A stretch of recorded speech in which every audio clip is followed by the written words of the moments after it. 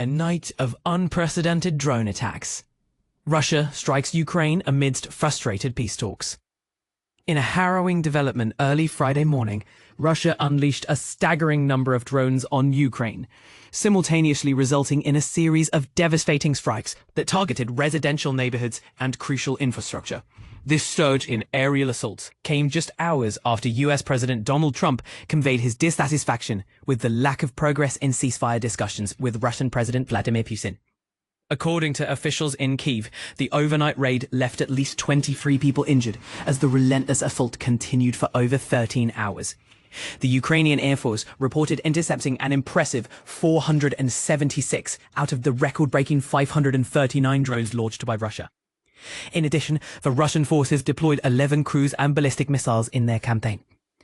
The residents of Kyiv faced a night of terror, seeking refuge in subway stations and underground parking lots, as the ominous drone buzz and explosions rang through the city. Ukraine's Foreign Minister Andriy Sybiha described the ordeal as incredibly dreadful and sleepless, while President Volodymyr Zelensky called it one of the most extensive air attacks Ukraine had ever encountered. But here's where it gets controversial.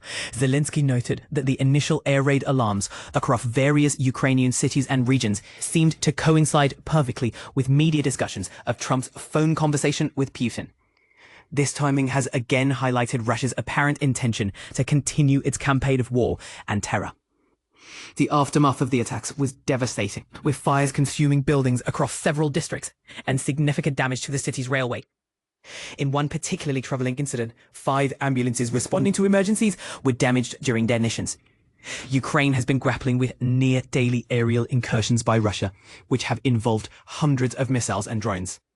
Just earlier this week, Ukraine's top diplomat mentioned that June alone witnessed more than 330 missiles, nearly 80 ballistic missiles, and a staggering 5,000 combat drones.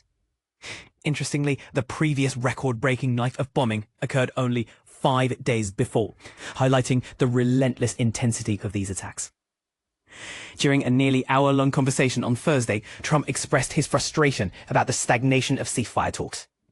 Despite covering various topics, including the situation in Iran, the central issue of the Ukraine war continued to trouble him. "I'm not content at all," Trump candidly admitted when asked about progress on a ceasefire deal.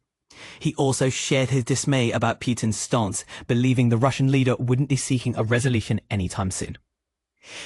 Adding another layer to the situation, the Trump administration has recently paused the delivery of certain weapons to Ukraine, including vital air defense missiles. This pause in support is part of a broader review of US military investments and foreign aid strategy, which aims to safeguard American resources.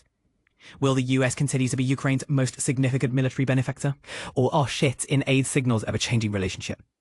What's your take on the potential effects of these strategic decisions on the future of the conflict? Sound off in the comments below. We'd love to hear your thoughts.